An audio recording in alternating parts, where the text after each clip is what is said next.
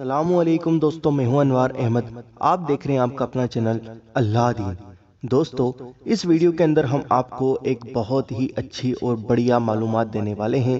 یہ جو بات ہے یہ حدیث شریف طبرانی شریف کے اندر لکھی ہوئی ہے۔ آئیے دوستو جانتے ہیں سردی کی رات میں وضو کرنا اور پھر نماز پڑھنے کے ثواب کے بارے میں۔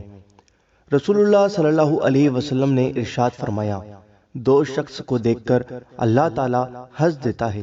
ایک وہ شخص جو سرد رات میں اپنے بستر اور لحاف سے اٹھ کر وضو کرتا ہے، پھر جب نماز کے لیے کھڑا ہوتا ہے تو اللہ تعالیٰ فرشتوں سے پوچھتا ہے، میرے بندے کو یہ تکلیف برداشت کرنے پر کس چیز نے ابھارا ہے؟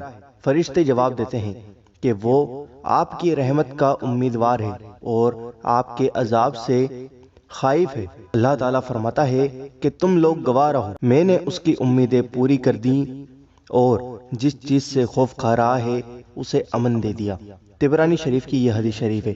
دوستو، اس ویڈیو کو دل سے لائک کریں اور آگے ضرور شیئر کریں، کیونکہ ہم نے آپ کو بتایا ہے کہ سرد رات میں وضو کرنا اور پھر نماز پڑھنا کتنا بڑا ثواب کا کام ہے کہ اس کی امیدیں پوری ہو جاتی ہیں اور اس کے دلوں سے ڈر نکل جاتا ہے۔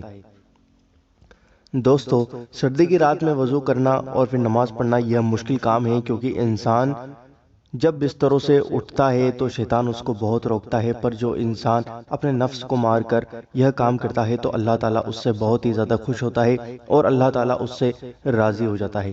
دوستو، ویڈیو کو دل سے لائک کریں اور آگے ضرور شیئر کریں اور چینل اللہ دین کو ضرور سبسکرائب کریں۔ ہم آپ سے ملتے ہیں اگلی ویڈیو کے اندر انشاءاللہ عز و جل۔ دعاؤں کی گزارش۔ اللہ حافظ۔